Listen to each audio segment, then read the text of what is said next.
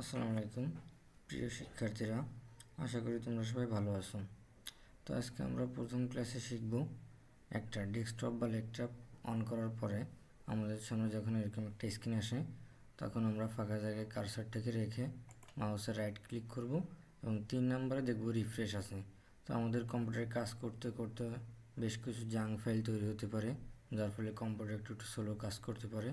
তো আমরা কয়েকবার একটু কম্পিউটারটাকে রিফ্রেশ করে নেব। তো রিফ্রেশ করে নেওয়ার পর প্রথমে আমরা কিভাবে একটা ফোল্ডার খুলতে হয় চলো সেটা দেখে নেওয়া যাক। তো ফোল্ডার খোলার জন্য প্রথমে আমরা মাউসের রাইট ক্লিক, সেখান থেকে আসবো নিউর উপরে লেফট ক্লিক করার পর একটা অপশন আসবে ফোল্ডার। তো আমরা ফোল্ডারের মধ্যে যখন ক্লিক করব তখন আমাদের একটা ফোল্ডার ক্রিয়েট হবে এবং এইখানে যে নিউ ফোল্ডার লেখা আছে সেটা কিন্তু সিলেক্ট অবস্থায় আছে। তো আমরা কি করব, কিবোর্ডের ব্যাক স্পেস দিয়ে এই নিউ ফোল্ডারটাকে কেটে দিব, কারণ আমরা আমাদের প্রয়োজন অনুযায়ী কিবোর্ড থেকে এই ফোল্ডারটার নাম দিব। তো আমি আমার নাম দিয়েই ফোল্ডারকে ক্রিয়েট করতেছি। তো আমার নাম হচ্ছে সেজান, আমি সেজান নাম দিয়েই ফোল্ডারটাকে ক্রিয়েট করলাম। ক্রিয়েট করার পর স্ক্রিনের ফাঁকা জায়গায় মাউস দিয়ে ডবল ক্লিক করব।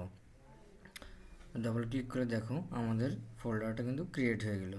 তো যে কোনো কারণে আমি যে সেজান লিখছি, তো আমার মনে হচ্ছে যে এই নামে আরও কারোর ফোল্ডার আছে, তখন একই নামে যদি 2টা ফোল্ডার হয়ে যায় তখন আমার ফোল্ডারটা অন্য কেউ তার নিজের ফোল্ডারটা ভেবে কোনো সমস্যা হতে পারে।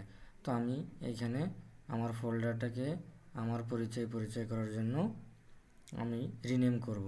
তো রিনেম করার জন্য প্রথমে ফোল্ডার উপরে রাইট ক্লিক করার পরে শো মোর অপশন আছে। শো মোর অপশনের মধ্যে গেলে দেখো ডিলিটের নিচে একটা অপশন আছে রিনেম। তো রিনেমে যখন করব তখন আমার নামটা সিলেক্ট হয়ে যাবে। তখন আমি কি করব, এই বক্সের মধ্যে যে যখন আমার কার্সারটা আইকন হবে তখন এর মধ্যে যে মাউসের লেফট ক্লিক করলে এটা আনসিলেক্ট হয়ে যাবে। তখন আমরা আমাদের কিবোর্ড থেকে যে স্পেস বার আছে একবার করে স্পেস বার একবার প্রেস করব আর ওইটা গ্যাপ তৈরি হবে। তো আমি এখানে যাওয়ার পর দেখতেছি আমার নাম হচ্ছে শেখ সেজান। তো আমি সেজানের আগে কার্সারটাকে নিয়ে আসলাম, এনে এখানে লিখবো শেখ, SHEIKH, এবার একটা স্পেস দিব। তো দেখো শিক্ষার্থীরা, এখানে নামটা হয়ে গেছে শেখ সেজান, যেটা আগে ছিল শুধু সেজান। তো আমি রিনেম করে এখানে শেখ লিখলাম। তো রিনেম করার পর আমি কি করব, আমি স্ক্রিনের ফাঁকা জায়গায় আবার মাউসের লেফটে ডবল ক্লিক করলে আমাদের ফোল্ডারটা রিনেম হয়ে গেল। তো এবার আমি ফোল্ডারের মধ্যে ক্লিক করব, মাউসের লেফট ক্লিক করে দেখবো যে আমাদের ফোল্ডারটা পুরো ফাঁকা, কারণ আমি মাত্রই ফোল্ডারটা খুলছি, এর মধ্যে আমি কিছুই রাখিনি। তো আমি ক্লোজ বাটন দিয়ে আবার ব্যাকে চলে আসলাম। আসার পরে আমার এই বাটন ফোল্ডারটা আমার কোনো প্রয়োজনে লাগতেছে না, তখন আমি একে ডিলিট করব। তো কীভাবে ডিলিট করব, তো আমরা তো সবাই জানি যে যদি কোনো কিছু অপশন পেতে চাই তো মাউসের রাইট ক্লিক করার প্রয়োজন হয়। তো আমি ফোল্ডারের উপরে কার্সারটাকে রেখে মাউসের রাইট ক্লিক করার পরে দেখো আমাদের এইখানেও ডিলিট নামে অপশন আছে, আবার আমরা যদি শো মোর অপশনের মধ্যে ক্লিক করি সেইখানেও আমাদেরকে রিনেমের উপরে ডিলিট নামে অপশনটা আছে। তো আমরা ডিলিটের উপরে কার্সারটাকে রেখে মাউসের লেফট কিটা একবার ক্লিক করলে দেখো স্ক্রিন থেকে কিন্তু আমার এই ফোল্ডারটা চলে গেছে, অর্থাৎ ফোল্ডারটা ডিলিট হয়ে গেছে। তো ফোল্ডারটা কম্পিউটার থেকে সম্পূর্ণভাবে ডিলিট হয়নি, এটা কিন্তু আমার এই দেখো যে রিসাইকেল বিন এর মধ্যে রয়ে গেছে। তো আমরা রিসাইকেল বিনের মধ্যে যাওয়ার জন্য মাউসের লেফটে ডবল ক্লিক করার পর আমরা যদি স্ক্রল করে একটু নিচে আসার পরে আমি ঠিক এখানে দেখতে পারবো এই যে মাত্র যে ফোল্ডারটা আমি ক্রিয়েট করে ডিলিট করছিলাম শেখ সেজান, সেটা রিসাইকেল বিনে রয়ে গেছে। এখন আমি এটাকে আমার স্ক্রিনে আবার ব্যাক নিয়ে আসবো।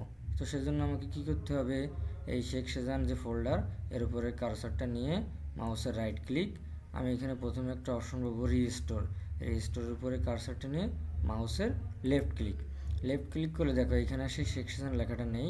তখন আমরা আমাদের ক্লোজ বাটন থেকে এটাকে ক্লোজ করে দিব।